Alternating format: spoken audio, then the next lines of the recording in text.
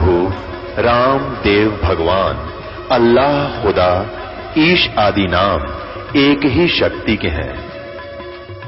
वो कैसा है, कहां है, कैसे मिलता है, किसने देखा है? ये प्रश्नवाचक चिन्ह पूर्ण रूप से हटाने के लिए अवश्य सुनिए जगत गुरु तत्वदर्शी संत रामपाल जी महाराज के अमृत वचन, सर्व पवित्र धर्मों के पवित्र शास्त्रों के आधार पर। मुझसे लाभ लेने के लिए यहाँ पर अहंकार नहीं चलेगा।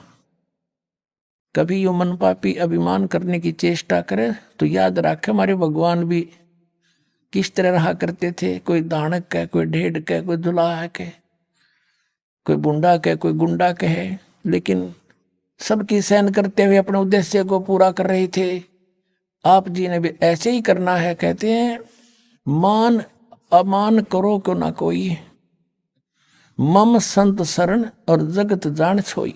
कबीर साहब कहते हैं मेरे संत की जब शरण में तुम आ जाओगे तो आपका चाहे कोई अपमान करे, यानी समाज वाले, संसार वाले, और चाहे आपका आदर करे, उनकी तरफ नहीं देखना, आपने अपना उद्देश्य याद रखना। तो यहां कहते हैं सेवक होकर उतरे इस पृथ्वी के मां और जीव उदाहरण जगत गुरु, बार बार बलि जा बालक बन के आगे। फिर क्या कहते हैं, काशीपुरी कष्ट किया ये उतरे अदर अधारे, मोमिन को मुजरा हुआ वह जंगल में दीदारे। मोमिन मुसलमान दुल्हे को जंगल में मिले परमात्मा। और कैसा रूप था उस मालिक का शिशु का, कोट किरण शशि भाने सुधिए आसन अदर विमाने। वहां सतलोक में तो परमात्मा के एक रोम को करोड़ सूर्य करोड़ चंद्रमा मिला दे, ऐसा रूप है। लेकिन यहाँ हल्का तेज पुंज का रूप बनाकर आए हुए थे। कोट किरण शशि भान, शशि माने चंद्रमा, भानु माने सूर्य, करोड़ कोटि, कोटि किरण शशि भान सुधिए आसन अदर विमाने। अधर माने ऊपर तो मालिक का ऐसा शरीर है, और नीचे प्रसद पूर्ण ब्रह्म को शीतल पिंड और प्राणी। पूर्ण परमात्मा को सीने से लगा रखा था, छू रखा था उसने नीमा ने। कहते उसकी कति आनंद काया होगी थी, शीतल पिंड और प्राण। गोद लिया मुख चूम करे हेम रूप झलकनते, जगर मगर काया करे दमक पदम अनंते। गोद लिया मुख चूम के बालक का, उस परमात्मा का गोदी में लेकर सीने से लगावे, मुख चूमे और शुक्र मनावे। हेम रूप झलकनते, हेम माने बर्फ कैसी सफेद सफेद शरीर थे ना, सफेद। तो उसको कहते थे दुकानदार को, भाई सफेद देना, स्नो व्हाइट हो, स्नो व्हाइट यानी बर्फ के साथ सफेद। यहाँ परमात्मा के विषय में गरीबदास साहब कहते हैं हिम रूप झलकंत, उनका शरीर रूप बर्फ जितना सफेद था, स्नो व्हाइट था। और जगर मगर काया करे जानु दम के पदम अनंत, ऐसे शरीर से नूर निकल रहा था परमात्मा के, झलमल झलमल हो रही थी उस समय। फिर अपना सेट कर लिया। काशी उमटी गुल भया वहां मोमन का घर घेरे, कोई कह ब्रह्मा विष्णु है, कोई कह इंद्र कुबेर। नीरू कहने लगे अपनी पत्नी से कि तू इसने यहीं रख दे, हम साथ नहीं ले जाएंगे। पहले हम हिंदू थे, हमें मुसलमान बना दिया। हिंदुओं से परिचय रहा नहीं, लिंक रहा नहीं, मुसलमानों से इतना संबंध हमारा है नहीं, हमारा कोई नहीं इस नगरी में। लोग पूछेंगे, जनता पूछेगी कहाँ से लाए, हम कहेंगे कमल के फूल से, और वो हमें प्रताड़ित करेंगे, कहेंगे तुम झूठ बोलते हो, कमल के फूल पर कभी बालक रुक सकता है? और वहां कहाँ से आ गया इतने गहरे पानी में, माँ कैसे छोड़ा इसको, झूठ बोलते हो, ये है। और हमें देश निकाला दे देंगे, बच्चा भी छीन लेंगे। नीमा तो इसको रख दे। नीमा बोली मैं नहीं रख सकती, इस बच्चे ने ना जाने के जादू कर दिया मेरे पे, मैं मर जाऊंगी, प्राण त्याग सकती हूं पर इसको नहीं छोड़ूंगी। अब नीरू ने सोचा कि यह कति अंधी होगी, आगा पीछा नहीं देखती, और इसको मैंने घना प्यार दे दिया, क्योंकि संतान ना होने से मैं इसकी सब बातें मानता रहा, ये अनाड़ी बन गई। और ये आने वाले संकट से परिचित नहीं है, इसलिए अपनी पत्नी से कहा कि आज मैं तेरा थप्पड़ मारूंगा। पहली बार हाथ किया अपनी पत्नी की ओर उसने, या रख दे इस बच्चे को यहाँ पर। उसी समय परमात्मा बोले कि नीरू, मैं तुम्हारे लिए आया हूं, ले चलो मुझे, कोई कुछ नहीं कहेगा तुम्हें। अब उन्होंने सोचा, बालक बोल पड़ा कि मेरा इसमें फरिश्ता हो, कोई हो, कोई देवता आ गया हो चुप, या कोई भूत प्रेत हो, डर गया। आगे आगे हो लिया चुप करके, घर पर आ गए। घर आकर देखा इतना सुंदर बालक की तो देखा ना सुना। यहां तक लिखा गरीबदास जी ने कि गीत गाती आऊं थी औरतें, टोल के टोल झुंड के झुंड, लड़के को देखने के लिए। हरन्यो भूल गई, नो तो पता लगा वहां से मिल गया, पर विरोध नहीं करा। मालिक कहते सतगुरु दो चाहे सो कर ही। अब वहां कहते जो भी देखे वो ही अपने अपने हिसाब से परमात्मा ने आके, जैसे क्या करना, कोई बच्चा पैदा हो जाता तो न्यू क्या करें, यो इसके मामा पे शक्ल जा है इसकी, दूसरी न्यू कहेगी ना इसके काका ते मिल रहे हैं, कोई भाई ते बतावेगी, कोई किससे थे। तो इसी प्रकार अपनी अपने आइडिया देने लगे काशी के व्यक्ति। उसके विषय में गरीबदास साहब जी क्या बताते हैं। काशी उमटी गुल भया, गुल माने शोर हो गया सारे नगर में। मोमन का घर घेरे, कोई कहे ब्रह्मा विष्णु है, कोई कहे कुबेरे। परमात्मा उस बालक को कहते, कोई तो कहे ब्रह्मा का रूप है, कोई कहते विष्णु का ज्यों का त्यों जागता रूप है, कोई कहे शिव जी जैसा सुंदर है, और कोई कहे इंद्र का रूप है, कोई कहे कुबेर धन का देवता आ गया यो तो दिख है, कोई कहे वरुण धर्म राय है, कोई कहते है ईसे, 16 कला सुभान गति, कोई कहे जगदीश। भक्ति मुक्ति ले उतरे, भक्ति मुक्ति लेकर उतरे, और मेटन तीनों ताप, एक मोमन कर डेरा लिया, कहे कबीरा बाप। परमात्मा के विषय में गरीबदास साहब कहते हैं कि भक्ति और मुक्ति लेकर अवतरित हुए मालिक यहाँ पर उतरे, और मेटन तीनों ताप, हमारे सब दुख दूर करने के लिए आए थे। और एक मुसलमान जुलाहे के घर पर डेरा लिया, उसको बाप कहे भगवान। अपने आत्माओं कलेजा मुंह को आता है दास का, जब परमात्मा की ये सतीथि सामने घूमती है। हम कितने दुष्ट हैं, कितने नीच हैं, हम अपने परमात्मा को ना पहचान कर काल के जाल में जानबूझकर फंसे पड़े हैं। वो हमारा पिता है, हमारे लिए भटक रहा है। यू काल कभी भी ना आता, मैंने संभालन, कोई मरो चाहे जियो, किसी का आंख फूटो चाहे किसी की बेटी मरो चाहे बेटा मरो, क्योंकि ये हमारा नहीं है। हमारा तो कबीर साहब है, वो हमारे पीछे भटक रहा है। इस काल ने हमारी बुद्धि भ्रष्ट करा दी अज्ञान से, कि कबीर तो भगवान हो ही नहीं सकता। अरे इन औरों को जिनको हम भगवान मान रहे, वो किसने बनाया भाई, कहीं तो इतिहास दिखा दो उनका कि तो वो भगवान की संज्ञा में हो। भगवान किसे कहते हैं? श्रीमद् भगवद गीता अध्याय नंबर 15 के श्लोक नंबर 1 से 4 में बताया, उल्टा लटका हुआ संसार रूपी वृक्ष है, इसके ऊपर को जड़ है, वो तो मूल मालिक समझो, तीनों गुण रूपी शाखा है। 16 और 17 श्लोक में 15वें अध्याय में 3 पुरुष बताए, सर पुरुष और अक्षर पुरुष। सर पुरुष और अक्षर पुरुष ये दोनों नासवान, इनके अंतर्गत इतने प्राणी वो भी नासवान, जीवात्मा किसी की नहीं मरती, वो तो अंडरस्टूड है। 17वें श्लोक में कहा कि उत्तम पुरुष है तो अन्य परमात्मा इति उदाहरते। उत्तम पुरुष श्रेष्ठ परमात्मा तो अन्य ही है। वो कौन है? 8वें अध्याय के 1 श्लोक में अर्जुन ने पूछा परमात्मा आपने 7वें अध्याय के 29वें श्लोक में गीता जी में कहा, वो तत्परम को जानकर सारे जातियों से परिचित व्यक्ति सब कर्मों को समझ कर केवल जरा और मरण से छूटने का प्रयत्न करता है, यहाँ की किसी वस्तु की इच्छा नहीं रहती उसकी। तो किम तत्परम, वो तत्परम क्या है? 8वें अध्याय के प्रथम मंत्र का उत्तर उसने 3रे श्लोक में दिया 8वें अध्याय के, कि वो परम अक्षर ब्रह्म है। वो गीता ज्ञानदाता से अन्य है। परम माने श्रेष्ठ, सबसे श्रेष्ठ। 15वें अध्याय के 17वें श्लोक में उसी परम अक्षर ब्रह्म के विषय में कहा है कि उत्तम पुरुष है। उत्तम पुरुष श्रेष्ठ परमात्मा तो अन्य है, किससे? सरपुरुष और अक्षर पुरुष से, 16वें श्लोक में जो वर्णित है।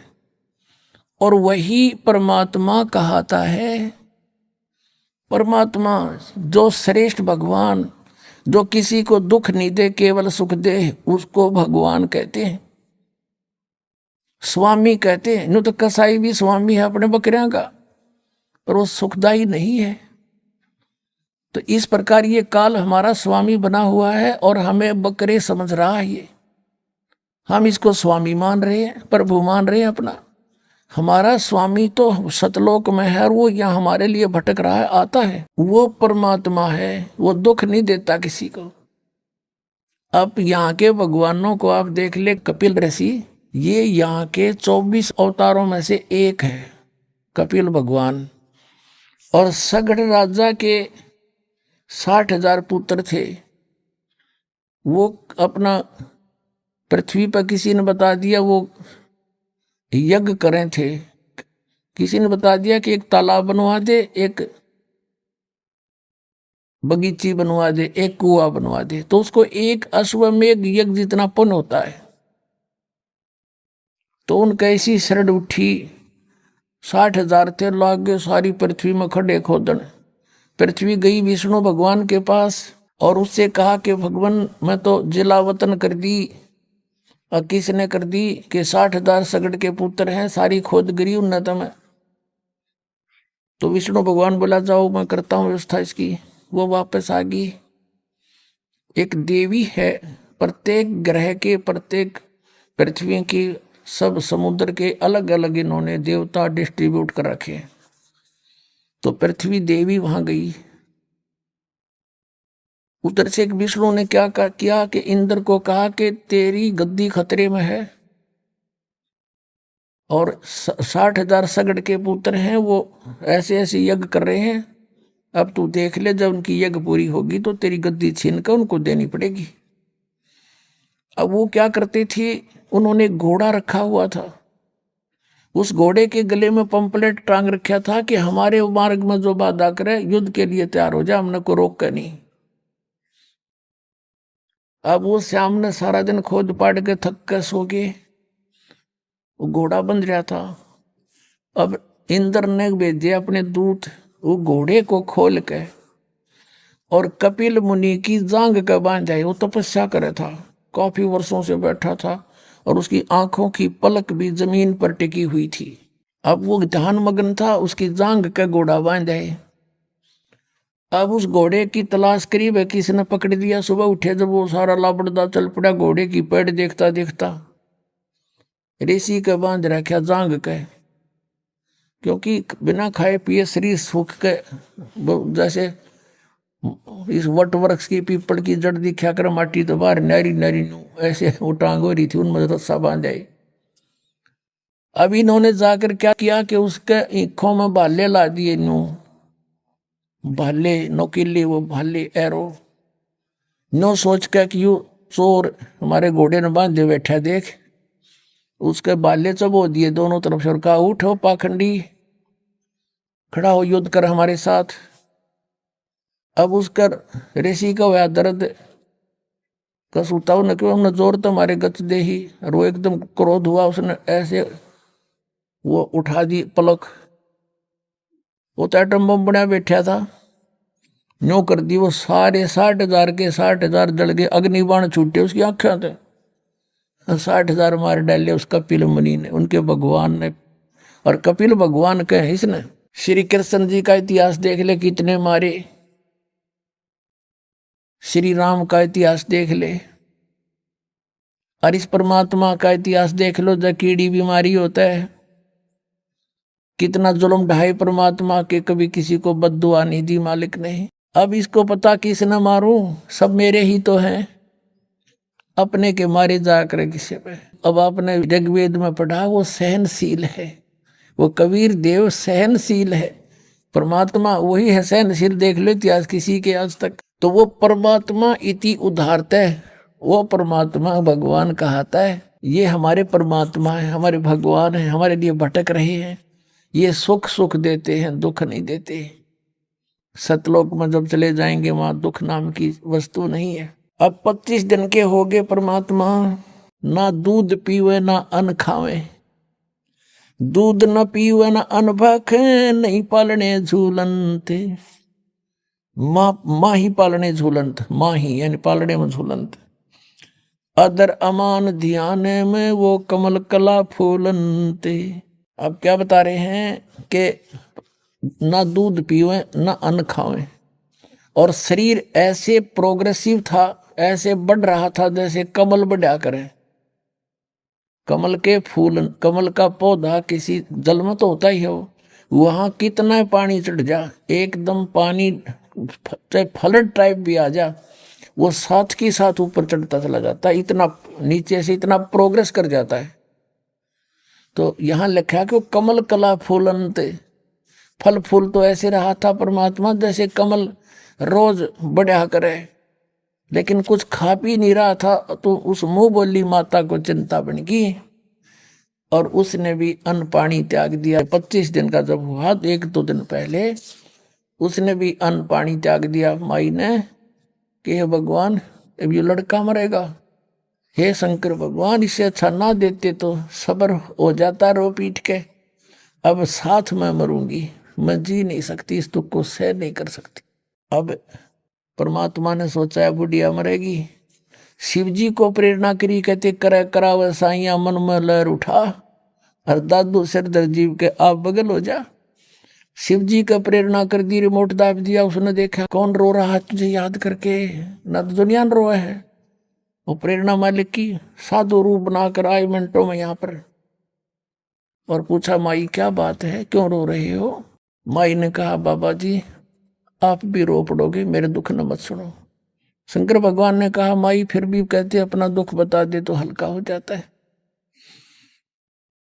आप बताओ तो सही। फिर उसने सारी कथा बताई कि हम निसंतान थे, एक दिन भगवान शंकर को याद किया था सच्चे दिल से, मेरे मालिक ने कमल के फूल पर एक बालक दिया था। अब 25 दिन हो गए, ना कुछ खाता ना पीता। अब यही प्रार्थना करी थी मालिक से, कर रही हूं कि या तो मुझे ये देना नहीं था भगवान, अब ले क्यों रहे हो। यदि ये मर गया तो साथ ये प्राण साथ जाएंगे आज मेरे, मैं नो रो रही हूं। तब शंकर भगवान ने कहा साधु वेश में कि दिखा माई तेरे बेटे को। वह लाई उठा के और सोचा महात्मा के चरणों में डाल दें, कुछ ये दुआ दे दें, आशीर्वाद दे दे, जो रोटी कुछ खा ले मेरा पुत्र।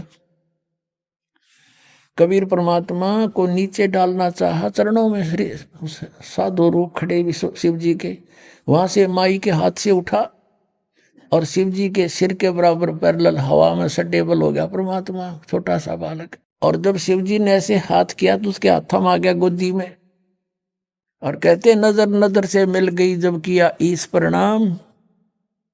और शंकर भगवान की दोनों की आपस में जब नजर में नजर मिली, जब कहा कि ये कहा माई यू बालक मरण का कोनी, इसकी तो रेखा बता रही है तो बहुत लंबी आयु है इसकी।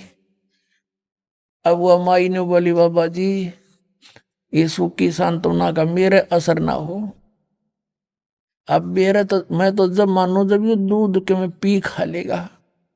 तब परमात्मा ने कहा शिव जी एक कुंवारी गाय मंगा ले, उसके कमर पे हाथ रख देना, वह दूध देवेगी। उसी समय ऐसा ही किया गया, नीरू को बुलाया, नीरू भाग कर लाया, एक कुंवारी गाय लाया जिसने कभी टच भी ना की हो सांड ने उसको। कुंवारी तो आम आदमी समझता है गाय। वो बछिया लेकर आए, शंकर भगवान ने थपकी मारी, वह दूध देने लागी, अपने आप स्वतंत्र चल पड़ा। एक कोरा बर्तन लाए थे, मंगाया था कुमार से, वो नीचे रख दिया धो के, वो भर गया, जब आप बंद हो गया। और कहा माई अब ले। जब परमात्मा ने गट गट दूध पिया, जब उसका सब्र हुआ। बोलो सतगुरुदेव की जय।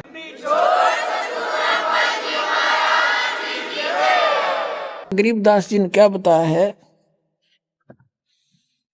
शिव उतरे शिवपुरी से, अवगत बदन बिनोदे, महके कमल खुशी भये, लिया ईस को गोदे। उस परमात्मा को अपनी गोदी में ले लिया कबीर भगवान को। नजर नजर से मिल गई, किया ईस परिणामे, धन मोमिन धन पूर्णा, धन ये काशी गाँव में। शिव भगवान कहते धन है तुम्हारी किस्मत, धन है इस काशी की जो ऐसा महापुरुष यहाँ पर प्रकट हुआ है। अब नो शिव जी ने बेरा ये हैं कौन, लेकिन वो नक्षत्र देखा करें, वो नक्षत्र शब्द 21 परमात्मा के उसी हिसाब से बता दिया कि तो धन भाग इस काशी नगर के जो महापुरुष यहाँ प्रकट हो गया। 7 बार चर्चा करी, बोले बालक बेने, परमात्मा ने कहा शिव को कर मस्तक धरा, ला मोमन एक धैनु, एक धैनु, धैनु माने गाय, कि जाओ एक गाय ले आओ। अन ब्यावर को दूहत है, दूध दिया तत्काल, और पीवे बालक ब्रह्म गति, ता शिव भय दयाल। अब ये तो गरीबदास जी ने क्लियर किया है कि वो कौन था संत रूप में, शिव जी थे, और यही प्रमाण था कबीर सागर में। लेकिन कबीर पंथियों ने, ये काल के दूत आगे बीच में, इन्होंने इसमें कुछ परिवर्तन कर दिया जो उनका समझ बाहर होगी बात, उसको अपने हिसाब से काट पीट के लिख दिया। लेकिन फिर भी सच्चाई बच गई, थोड़ी सी झलक बची हुई है सच्चाई की। अब उसकी पूर्ति के लिए परमात्मा ने, कबीर परमेश्वर ने कहा है कि गरीबदास के द्वारा मेरी महिमा की वाणी प्रकट होगी, और उसकी पूर्ति के लिए परमात्मा ने गरीबदास जी में वो पूरा ज्ञान फीड कर दिया जो गरीबदास जी ने क्लियर किया। अब दिखाते हैं आपको एक झलक। अब कबीर सागर में दिखाते हैं उस परमात्मा की 600 वर्ष पहले की हुई लीलाएं, और आज वेद बताएंगे वही है भगवान। देखिएगा, ये है कबीर सागर, खेमरा श्री कृष्ण दास मुंबई से प्रकाशित कबीर सागर। ये कौन है इसका शोधकर्ता? कबीर पंथी भारत पथिक स्वामी युगलानंद विहारी द्वारा पुरस्कृत, मुद्रक एवं प्रकाशक हैं खेमरा श्री कृष्ण दास, अध्यक्ष श्री वेंकटेश्वर प्रेस, खेमरा श्री कृष्ण दास स्मारक मुंबई। अब इसमें देखना, इन्होंने बतेरा खराब कर दिया, फिर भी सच्चाई रहेगी। ज्ञान सागर और पृष्ठ 72 पे, जब बच्चा मिल गया उसको, सुन जुल्हा बन भयो आनंदा, जिमी चकोर पायो निश्चंदा, ले सुत चले हर्ष मन कीना, तासो पुन अस बोल ही दीना। सुत काशी को ले चले, लोग देखण ते आवे। गरीबदास जी ने जो बोला है वही परमात्मा की लीला में लिखा है कि लोग देखना हो। जब घर पे पहुंच गया, अन्न पानी बखे नहीं, जुल्ला शोक जनावे, कुछ भी नहीं खाया पिया और दुखी हो गया। फिर गए रामानंद, इन्होंने कहा कि रामानंद जी के पास गया फिर वो नीरू, तब जुल्ला मन की दीवाना, रामानंद सो कही उत्पाना, मैं सुत पायो बड़ा गुणवंता, कारण कौन बखे नहीं संता। रामानंद ध्यान तब धारा, जुल्ला सो तब असत वचन उचारा। पूर्व जन्म तू ब्राह्मण जाति, हर सेवा की भली भांति, तुम कछु तुम सेवा हर की चूका, ताते भयो जुल्ह का रूपा। प्रीति प्रभु की गही, प्रीति प्रभु गए तोरी दीनी, ताते उद्धान में सुत तो दीना। अब ये दुल्हा कहता है नीरू के, हे प्रभु मैंने जैसा किया उसा पा गया, अब मैं आपके पास आया हूँ, कुछ उपाय बताओ। कहो सो कहिए उपाय गोसाई, बालक अक्षुदावंत कुछ खाई। रामानंद अस युक्ति विचारा, तुम सुत कोई ज्ञानी अवतारा। अब जिसी बुद्धि थी रामानंद की, कहे तेरा पुत्र जो है कोई बड़ा विद्वान पुरुष है, और बछिया जाही बैल नहीं लागा, और सोले ठाड करते ही आगा। एक बछिया ले आओ जिसको बैल ने कभी टच ना करया हो, अर्थात कंवारी बछिया। बछिया जाही बैल नहीं लागा, सोले ठाड करते ही आगा। दूध चलते ही थनते दूध धरो छिपाई, अक्षुदावंत जब होवे ताको देखवाई। और देखो ये तो इन अपना बताया कि रामानंद ने बताई नहीं, ये मिलावट है। अब यहाँ है कि जुल्ला एक बछिया ले आवा और चलो दूध कोई मरम न पावा। वो दूध कौन सा दो चला गया। चलो दूध जुल्हा हरसाना, राख छिपाई काहू नहीं जाना। और किसी का आगे नहीं बताया कि कोई ऐसे बता के गया है। अब ये दूध कौन था, अब यहाँ इन्होंने रामानंद से जोड़ दी। और लेकिन कहते हैं इतनी काल दगा की इतना दगा काल की छाई, पर भी तत्बिंदु की टेक रह जाई। ये स्पष्ट है कि जुल्हा एक बछिया ले आवा, चलो दूध कोई मरम नहीं पावा। चलो दूध जुल्हा हरसाना, वो दूध तो चला गया और बड़ा खुश हुआ जो बच्चे ने दूध पी लिया। अपने आत्माओं, ये तो कबीर सागर में आपने देखा, ये तो भगवान की लीला, जिस उस परमात्मा ने ऐसी वो करता ही है, वो कर रखी है। अरीब इसकी गवाही दे रहे हैं वेद, और वेद जिसका गुण गावे ही इज गॉड, तो कबीर इज गॉड। अब देखिएगा ऋग्वेद मंडल नंबर 9, ये उन्हीं निराकार बताने वालों के कर कमलों से अनुवादित है। भगवान को निराकार बताने वालों के कर कमलों से अनुवादित है। प्रकाशक है सार्वदेशिक आर्य प्रतिनिधि सभा, महर्षि दानंद भवन, रामलीला मैदान, नई दिल्ली। मुद्रक है Prince offset printers, 1510 Pataudi house, Daryaganj, नई दिल्ली।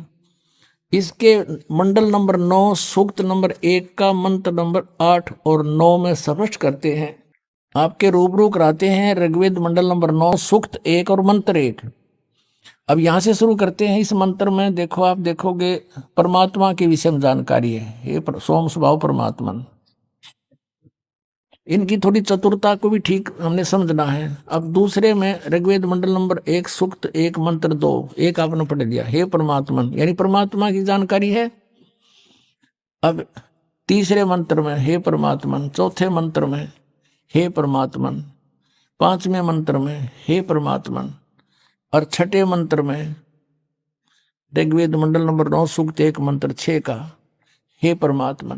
अभी न लागी लो बात के यहाँ परमात्मा साकार सिद्ध होगा। कोशिश करी छुपाने की, 7वें में यहाँ पुरुष लिखना शुरू कर दिया उस पुरुष को। 8वें में जो स्पष्ट है उसका शरीर है पुरुष का, उस पुरुष को ऋग्वेद मंडल नंबर 9 सूक्त 1 मंत्र 8 में उस पुरुष को उग्र गतियां प्रेरणा करती हैं। अब यहाँ और उग्र गतियां माने जैसे ही हाहाकार माच रहा और परमात्मा ने दास भेज दिया या स्वयं भी आ जाते हैं वो परमात्मा, उस पुरुष को उग्र गतियां प्रेरणा करती हैं। यानी ऐसी परिस्थिति भयंकर बन जाती है जब वो आता है और भासमान शरीर को वह पुरुष प्राप्त होता है। अब पुरुष माने क्या होता है, परमात्मा। इन्होंने यहाँ इसलिए हटा दिया, इन्होंने यहाँ इसलिए उलझा दिया कि यहाँ शरीर लिखा है, भगवान लिखना छोड़ दिया, पुरुष लिख दिया। तो उन्होंने पहले डंडोरा पीटे रखा था, भगवान निराकार निराकार सत्यार प्रकाश में भी निराकार। तो आम आदमी ने सोचा भगवान तो निराकार है, यहाँ कोई पुरुष के बारे में बात होगी। अब आगे देखियो, अब ये देखिए यजुर्वेद महर्षि दानंद ने पुरुष का अर्थ क्या किया है। ये है यजुर्वेद महर्षि दानंद सरस्वती कृत।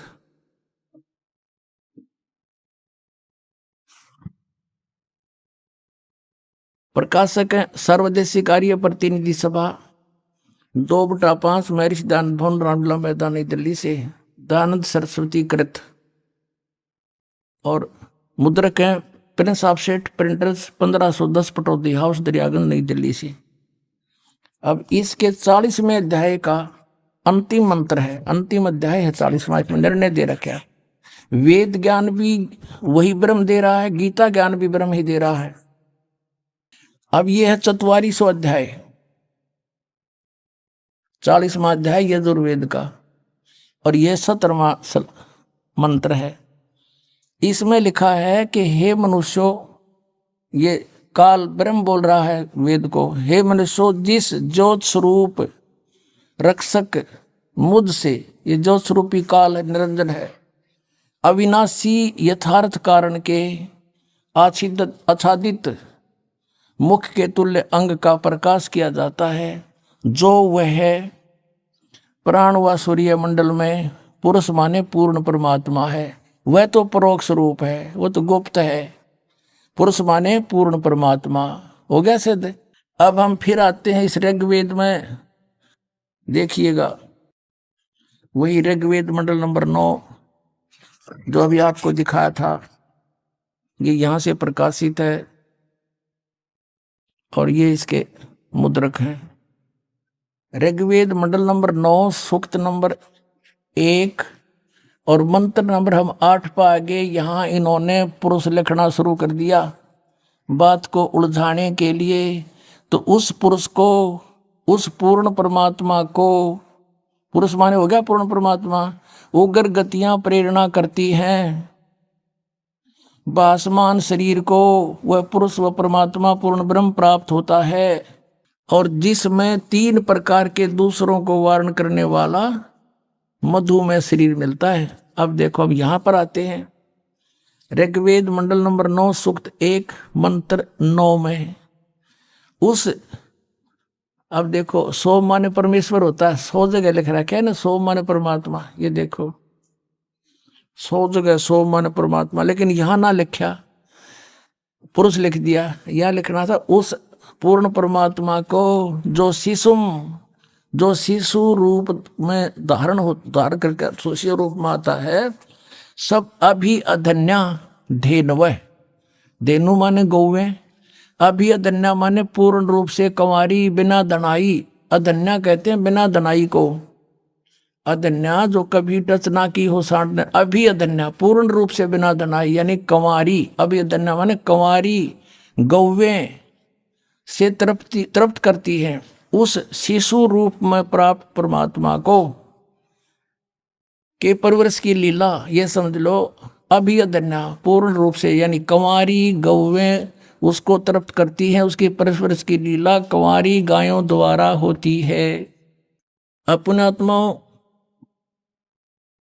वो कितना दयालु है आपके ऊपर। उस परमेश्वर ने ये समय निर्धारित कर रखा है आप सबको पार करने का, और कंप्रोमाइज कर रखा है इस काल ने कि कलयुग में आप कितने जीव ले जाना। तो पुण्यात्माओं जैसे परमात्मा आते हैं, अच्छी आत्माओं को मिलते हैं, उसको ज्ञान से परिपूर्ण करते हैं। उनमें से एक आदरणीय धर्मदास साहिब जी हैं, जिनको परमात्मा मिले। आदरणीय गरीबदास साहिब जी हैं जिनको परमात्मा मिले। आदरणीय नानक साहिब जी हैं, आदरणीय मलुकदास साहिब जी हैं, आदरणीय दादू साहिब जी हैं, आदरणीय घीसादास साहिब जी, इनको परमात्मा मिले और इनको रहस्य बताया। उनमें से धर्मदास साहिब जी से जो मिले उन्होंने लिपिबद्ध किया जो वार्ता भगवान से हुई। तब धर्मदास जी परिचित हुए उस लोक से और देखा यह हाल हमारा। तब कहा भगवान आप तो दयालु हो, दया कर दो अपने बच्चों पर, इनको ले चलो वही। तो परमात्मा ने कहा आप देख रहे हो ये काल के दूत कैसे झूठ बोल रहे हैं। ये कहते हैं ब्रह्मा विष्णु महेश अविनाशी हैं और ये सारे आपको दिखा दिया मैंने, ये नासवान है। तो उसने कहा धर्मदास ने भगवान फिर क्यों कर बात बनेगी। परमात्मा ने कहा धर्मदास डट जा, कलयुग बीतता 5500 पाचा। तो क्या कहा परमात्मा ने कि मेरे पीछे काल 12 पंथ चलाओगा। इसकी मेरी बात हुई थी। इसने कहा था कि बेशक चले जाना तुम कलयुग में जीव निकालने के लिए, उससे पहले तेरे नाम पे 12 नकली पंथ चला दूंगा और अनेक पंथ चलाऊं यावत जीवों को भरमाऊं। तो परमात्मा ने कहा था यू 12 पंथ चलाओगा। 12वां पंथ गरीबदास पंथ होगा छुड़ाने वाले का, और उसमें मेरी महिमा की वाणी फिर से प्रकट करवाऊंगा। तब तक ये काल के दूत प्रवेश करके तेरे लिखे हुए इस लेख में कुछ परिवर्तन कर देंगे। तो दोबारा गरीबदास के द्वारा मैं अपनी वाणी लिखवाऊंगा और फिर उसी पंथ में गरीबदास के पंथ में चल के कलयुग में फिर मैं आऊंगा बिचली पीढ़ी पार करने के लिए। धर्मदास ने कहा परमात्मा आप कब आओगे। कहते हैं ये जो आज मैं कह रहा हूं ना तेरे को ये वचन, ये उस समय सिद्ध होंगे जब कलयुग बीते 5500 पाचा, तब ये मेरा वचन होगा साचा। कलयुग जब 5505 वर्ष बीत जाएंगे, तब ये मेरी बात सच्ची होगी जो मैं आज कह रहा हूं कि फिर ऐसा समय आएगा पूरा विश्व मेरी शरण में आएगा, सब भक्ति करेंगे, बुराई त्याग देंगे, सतयुग जैसा माहौल पूरी पृथ्वी पर लाऊंगा, अपने बच्चों को सुख दूंगा, सत भक्ति दूंगा, और ये अलग अलग बन गए, कोई मुसलमान, कोई हिंदू, सिख, ईसाई, ये सब एक होंगे। ये जितने पंथ मिल गए सारे के सारे बन गए, ये पंथ एक बनेंगे। अब आपको कुछ झलक दिखाते हैं कबीर सागर में। पुणात्माओं, ये अमृत ज्ञान है और आपके ऊपर मेहरबान है भगवान, सत्कर मान लेना। ऐसा मौसम, गर्मी में भी दुखी हो जाए इंसान, ना गर्मी है ना सर्दी है, रजाई दे रखी अपने बच्चा ताई हैं, खुआ के देश स्वदेशी घी का माल बिठा दिया अमृत छकाने के लिए। अब सुनो ध्यान, तो उस मालिक की बाणी आपको रूबरू कराते हैं।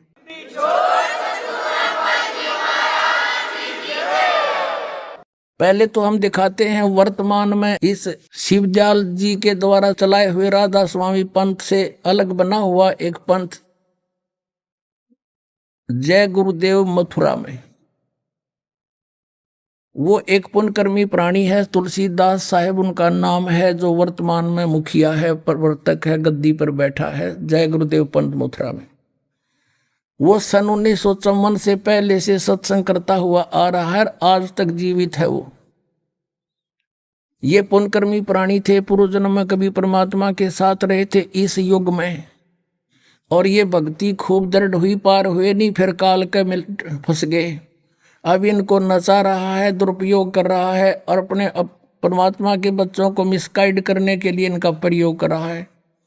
सन 1971 में इसने एक भविष्यवाणी करी। किसने?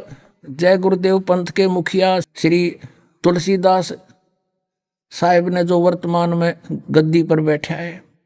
इसने कहा था कि अभी आपको पढ़ कर सुनावांगे उसी के द्वारा।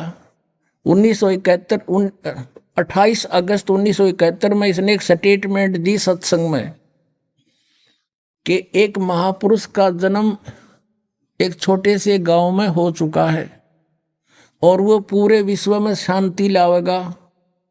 उसका आदर मानव समाज में सभी मानव करेंगे, इतना बड़ा समर्थन मिलेगा जो आज तक किसी को नहीं मिला। फिर किसी ने पूछा कुछ दिन के बाद कि वो कौन है, कहाँ है, हमें बता दीजिए। तो इसने 7 सितंबर 1971 को फिर स्टेटमेंट दी कि वो अवतार जिसकी लोग प्रतीक्षा कर रहे हैं वो आज 20 वर्ष का हो चुका है। दास का जन्म 8 सितंबर 1951 को हुआ, 7 सितंबर 1971 को ये दास पूरा 20 वर्ष का था।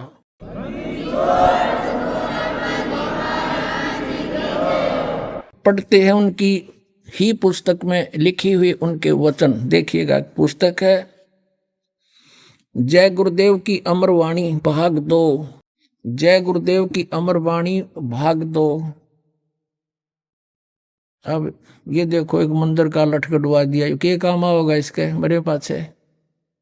यह देखिए, पुण्यात्मा थे उस समय, इनकी दिव्य दृष्टि काम करे थी। अब ये कहाँ से छपी है ये देखते हैं। ये है ये महात्मा जी परम संत तुलसीदास जी, और इनका हाथ में भी कोई रोग लगा हुआ है, पैरों में भी गड़बड़ बता रहे हैं। अब प्रकाशक हैं दिव्या शर्मा, 88 साकेत कॉलोनी, मथुरा, उत्तर प्रदेश, ये यहाँ से छपी है। और ये कितनी अच्छी आत्मा थे ये तुलसीदास जी। इन्होंने ये इस राधा स्वामी पंथ में ये पहला व्यक्ति देखा हमने जो अपने पीछे दास लिखता है। नहीं तो आज तक किसी ने दास नहीं लिखा। परम संत तुलसीदास जी महाराज, और इसके चेले कहे हैं विश्व को शांति अभी नहीं से मिलेगी। इवन 100 साल हो गए सत्संग करते, नहीं तो मिली नहीं, दुनिया आग लगी संसार में। अब इन्हीं के द्वारा लिखी ये पुस्तक की पृष्ठ नंबर 59 पर आते हैं हम। ये देखिएगा 59 पर यानी 59 पर, ये शाकाहारी पत्रिका है, और ये 28 अगस्त 1971 को इसने ये स्टेटमेंट दी है, इसमें शाकाहारी पत्रिका में छपी है 28 अगस्त 1971 को। ये देखिए 28 अगस्त 1971 की स्टेटमेंट छपी है।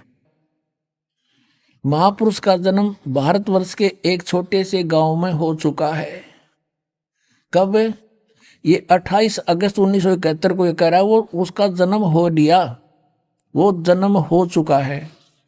महापुरुष का जन्म भारतवर्ष के एक छोटे से गांव में हो चुका है और वह व्यक्ति मानव इतिहास का सबसे महत्वपूर्ण व्यक्ति बनेगा। उसे जनता का इतना बड़ा समर्थन प्राप्त होगा कि आज तक किसी को नहीं मिला है।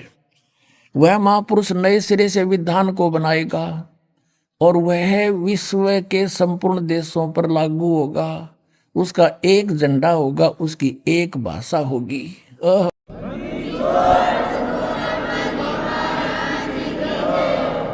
अपनात्मा 28 अगस्त 1971 में इसने ये वर्तमान की सत्य वाणी बोल दी। एक तो भविष्यवाणी होती है, आगे वाणी में ऐसे होगा, आगे आने वाले समय में, इसने तो तुरंत बता दिया कि हो चुका है। और ये जो कहता था ना कि जय गुरुदेव सतयुग आओगा, जय गुरुदेव सतयुग आओगा, को 50 साल से तो हम 40 साल से तो हम देख रहे हैं इसके द्वारा पर लिखा हुआ, आज तक तो ये सतयुग आ नहीं लिया, दूनी आग लग रही समाज में। अब इसको आभास हो गया था क्योंकि ये पुनकर्मी प्राणी था। 1971 में इसकी दृष्टि काम करे थी पिछले जन्मों के संस्कार से, और आगे इसकी भक्ति ठीक है नहीं, शास्त्र अनुकूल नहीं है, और जिस कारण से इसके पूर्व जन्म के पुण्य समाप्त हो गए। 1971 में इसकी सही दृष्टि काम करे थी, इसने सच्ची बता दी। हर ईव इसका पल्ला कख नहीं। शिवदयाल जी यही 5 नाम जाप करता, राधा स्वामी पंथ का प्रवर्तक, अरिनी साधनाओं से वो भूत बना अपनी शिष्या बुक्की में बोल रही बड़े पाछे, तो वही दशा इनकी होगी जब नहीं संभले तो। सत्कर बताता हूँ पुण्यात्मा, मुझे कोई शौक नहीं किसी के बारे में कहना, लेकिन ये भाड़ में जा रहे हैं इसलिए दास को दुख हो रहा है। काल के फंसे हुए हैं भगवान की अच्छी आत्मा। अब 1971 में 7 सितंबर को इसने फिर किसी ने पूछा तो इसने के स्टेटमेंट थी, देखना इसी पुस्तक में। ये वही जय गुरुदेव के अमरवाणी भाग 2 और इसके ये वही प्रकाशक है दिव्या शर्मा। और ये कहाँ से मुद्रक है? अर्जेंट प्रिंटर्स, पुराना बस स्टैंड मथुरा से। अब इसके पृष्ठ नंबर हम 50 पर आते हैं। ये 50 पृष्ठ है। इस 50 पृष्ठ पे इसने 7 सितंबर 1971 को स्टेटमेंट दी जो शाकाहारी पत्रिका में छपी। 7 सितंबर 1971 को इसने क्या कहा? वह अवतार जिसकी लोग प्रतीक्षा कर रहे हैं, क्योंकि 28 अगस्त को 1971 को इसने डिक्लेयर कर दिया।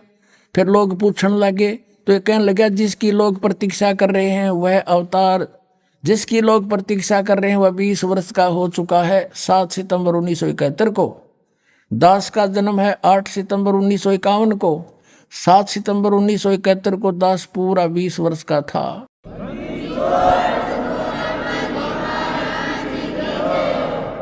और 8 सितंबर को दास 21वें वर्ष में प्रवेश कर चुका था। अब ये बता रहा है कि वह अवतार जिसकी लोग प्रतीक्षा कर रहे हैं 20 वर्ष का हो चुका है 7 सितंबर 1971 को। और यदि उसका पता बता दूं तो लोग पीछे पड़ जाएंगे। अभी ऊपर से आदेश बताने के लिए नहीं हो रहा है, मैं समय का इंतजार कर रहा हूं और सभी महात्माओं ने समय का इंतजार किया है और समय आते ही सबको सब कुछ मालूम हो जाएगा।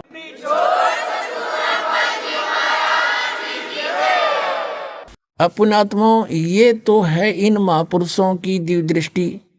परमात्मा से प्राप्त कुछ सिद्धि से इनको कुछ दिखाई दे जाता है।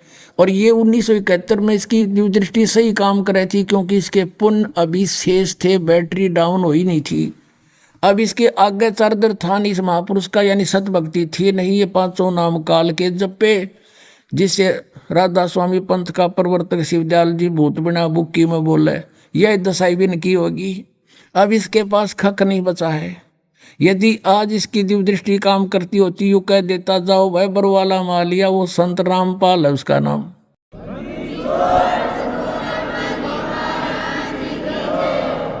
जो 7 सितंबर 1971 को 20 वर्ष का हुआ था, अब वो हिसार में बरवाला में आ रहा है और वहां सत्संग करे, जा कल्याण करवा लो। और इस महापुरुष को भी चाहिए अपना आप आके नाम लेकर पीछा छुड़वा लेना, कोई ना साथ जागा वहां पर, ये सत भक्ति का वहां अलग से निर्णय होगा। काल के मुंह में फंसे पड़े हैं ये। अब ये तो इन महापुरुषों ने बताई, क्या बताया? इतना बताया कि जैसे परमात्मा ने ये सारे ब्रह्मांड बना रखे, सूर्य बना रखा, ये घूम रहा है, चल रहा है, ऐसे भी घूम रहा है, सूर्य के चारों तरफ ही घूम रहा। अब बनाने वाले ने बना कर छोड़ दिए, वो अपना विधिवत समय पर काम कर रहे हैं। कोई खगोल भगोल का ज्ञाता अपनी अटकलबाजी ला के और ये बता दे कि अभी परसों 6:20 पर सूर्य उदय होगा, 6:20 पर हो गया। और उन्होंने कहा देखा ना, मैंने साची बता दी थी, वो ना बताता तो भी होना था, वो तो निर्धारित था। तो इन महापुरुषों का कोई विशेष योगदान नहीं है इसमें, क्योंकि परमात्मा ने जो बना रखा वो तो होना ही है। तो कबीर परमेश्वर ने 600 वर्ष पहले बता दिया था कि मैंने यार ठीक दर्दी भाई, कलयुग में जब 5505 वर्ष बीत जाएंगे, जब यह मेरी बात सच्ची होगी जो मैं आज बोल रहा हूं।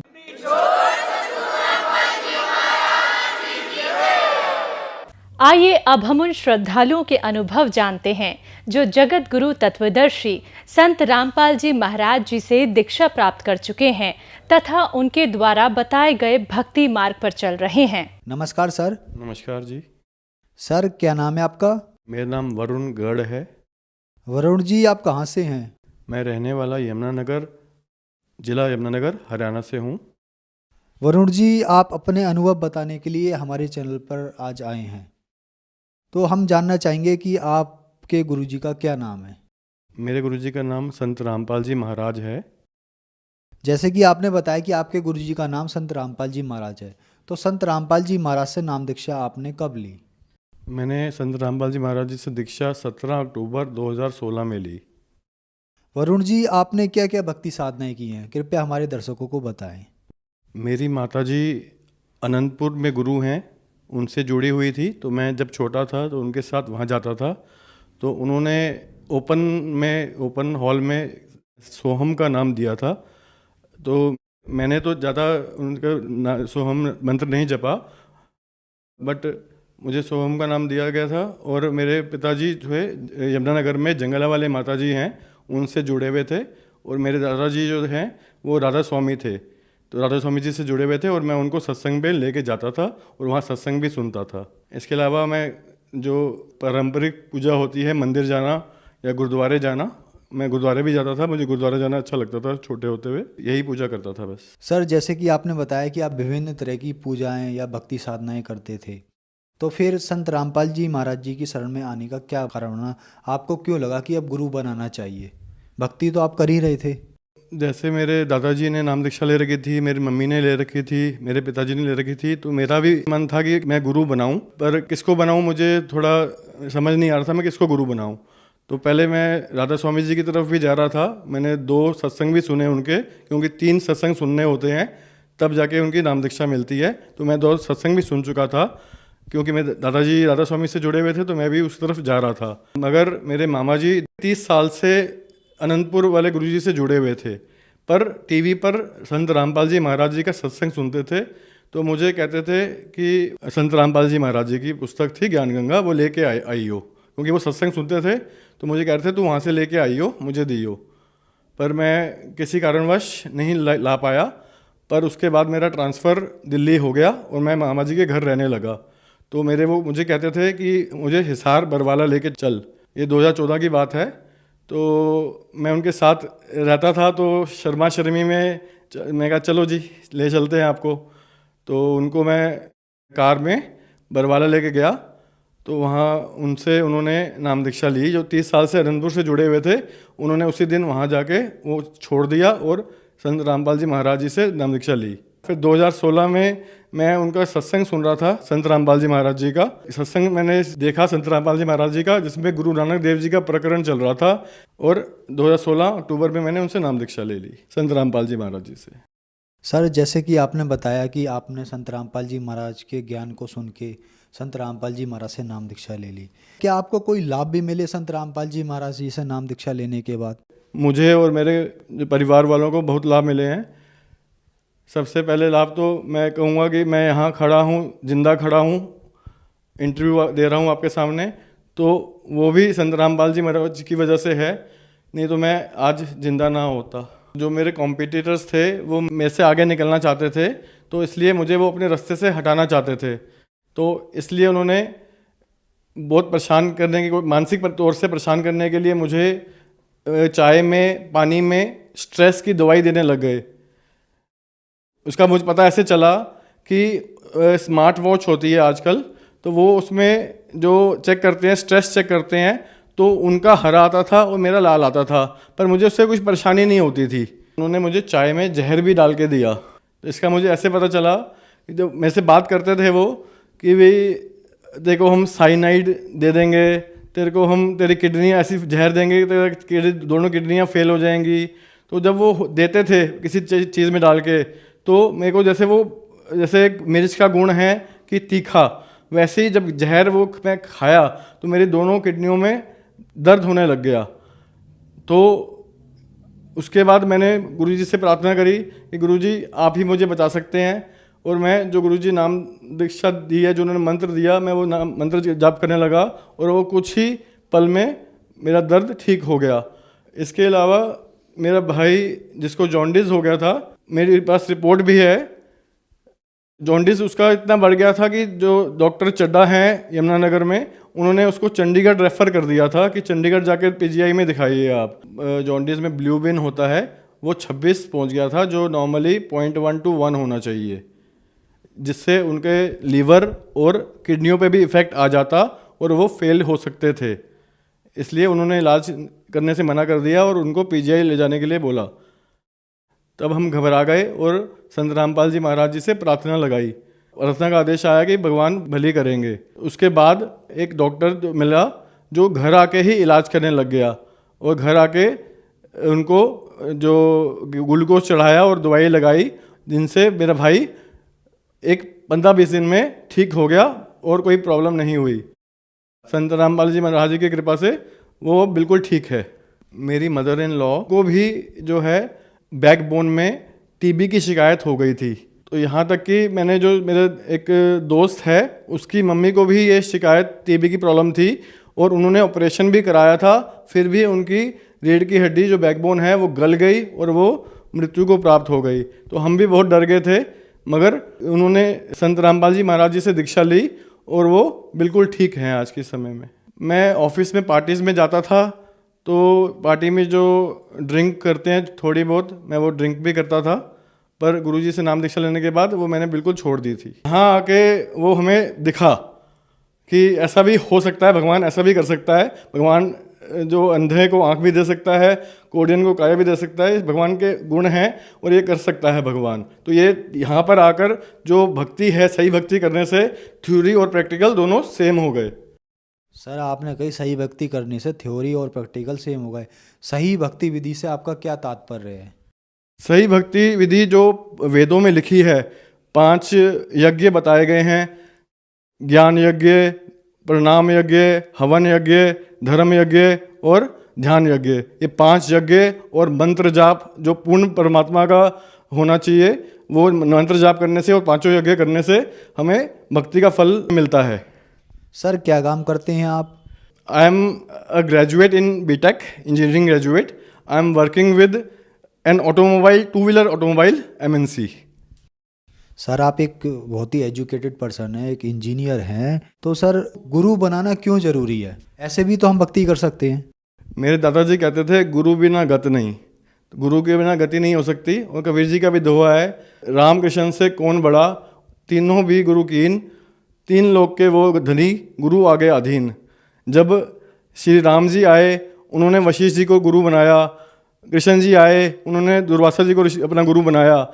गुरु बनाना इसलिए ज़रूरी है कि जब राम भगवान या कृष्ण भगवान जी पृथ्वी पर आए, उन्होंने भी इस मर्यादा का पालन किया कि गुरु बनाना बहुत ज़रूरी है, तभी हम वापस अपने लोक में जा सकते हैं। तो इसी तरह सभी को गुरु बनाना बहुत आवश्यक है। गुरु बिना गति नहीं हो सकती, इसलिए मैंने संत रामपाल जी महाराज जी को अपना गुरु चुना। सर, जैसे कि आपने बताया, आपने एक यहाँ बहुत अच्छा उदाहरण दिया कि श्री राम जी, श्री कृष्ण जी पृथ्वी पर आए और इन्होंने भी गुरु मर्यादा का पालन किया, गुरु बनाया, इसलिए आपने संत रामपाल जी महाराज जी को अपना गुरु बना। आपकी बात बिल्कुल ठीक है, लेकिन सर संत रामपाल जी महाराज जी को आपने ही क्यों चुना? और भी तो बहुत सारे गुरु हैं, उनको क्यों नहीं चुना आपने? मैंने राधा स्वामी जी के भी सत्संग सुने हैं और मैं मम्मी के साथ अनंतपुर वाले गुरु जी के सत्संग सुनता था, मगर जब मैंने संत रामपाल जी महाराज जी का सत्संग सुना तो उन्होंने वेद, गीता और गुरु ग्रंथ साहिब सब में से प्रमाण दिखाए, जो मैंने जाके बुक में रेफ़र करे, मैंने चेक करे और उसको अंडरलाइन किया। गीता में मैंने निशान लगाए कि जो गुरुजी बता रहे हैं वो क्या सही है, तो वो बिल्कुल सही पाया। तब संत रामपाल जी महाराज से नाम दीक्षा ली मैंने। जैसे मैंने आपको बताया कि गुरु नानक देव की पुस्तक जो थी भाई बाले वाली जन्म साखी, उसमें प्रमाण था कि गुरु नानक देव जी ने जो नाम दिया और वही नाम मुझे संत रामपाल जी महाराज जी ने दिया है। तो वो जो गुरु नानक देव जी जो नाम दीक्षा लेकर जो नाम मंत्र जाप कर कर पार हो गए, वही अगर मुझे मिल रही है तो मैं तभी पार हो पाऊंगा ना। सर, जैसे कि आपने बताया कि संत रामपाल जी महाराज ने गीता में, वेदों में से या और भी पुस्तकें आपने बताई, ग्रंथ बताए, तो क्या और गुरु सदग्रंथों में से नहीं बताते या संत रामपाल जी महाराज जी बताते हैं? नहीं, जो ग्रंथों का ज्ञान है वो और कोई नहीं बताता, सिर्फ संत रामपाल जी महाराज ही बताते हैं। और कबीर जी का भी दोहा है कि सदगुरु के लक्षण कहूँ मधुरे बैन विनोद, 4 वेद 6 शास्त्र वो कहे 18 बोध। सिर्फ सदगुरु ही चारों वेदों का, 6 शास्त्रों का और 18 बोध का ज्ञान देता है, उसको खोल के दिखाता है कि क्या लिखा है उसमें, और वो सिर्फ संत रामपाल जी महाराज पे ही खरी उतरती है। सर, संत रामपाल जी महाराज से नाम दीक्षा लेने के बाद आपको बहुत लाभ मिले। आपने गुरु परंपरा के बारे में भी बताया और भी बहुत कुछ बताया। तो जो श्रद्धालु आज आपको टीवी पर देख रहे हैं और वो भी संत रामपाल जी महाराज से लाभ लेना चाहते हैं, तो उनको क्या करना होगा? आप अपने मोबाइल में संत रामपाल जी महाराज ऐप डाउनलोड कर सकते हैं प्ले स्टोर से। उसमें आप सत्संग भी सुन सकते हैं और बुक भी पढ़ सकते हैं। आपको अगर बुक पढ़नी है तो वहाँ पे फ्री में बुक ऑर्डर करने का भी ऑप्शन है। टीवी पर सत्संग आता है और नीचे पीली पट्टी चलती है, इसमें मोबाइल नंबर लिखा रहता है। आप उस नंबर पे कॉल कर कर अपने नज़दीकी नामदान केंद्र का एड्रेस ले सकते हैं और वहाँ जाके नाम दीक्षा ले सकते हैं संत रामपाल जी महाराज जी से।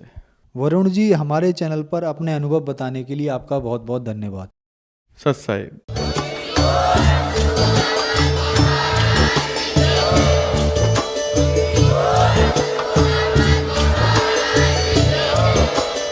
आप सुन रहे थे जगत गुरु तत्वदर्शी संत रामपाल जी महाराज जी के मंगल प्रवचन। अधिक जानकारी के लिए विजिट कीजिए हमारी वेबसाइट www.jagatgururampalji.org। संत रामपाल जी महाराज जी के शुभ आशीर्वाद से पूरे विश्व भर में 500 से भी ज्यादा नाम दीक्षा केंद्र हैं, जिन पर संत रामपाल जी महाराज जी द्वारा ऑनलाइन निशुल्क नाम दीक्षा दी जा रही है। अपने नजदीकी नाम दीक्षा केंद्र का पता करने के लिए संपर्क करें 8222880541।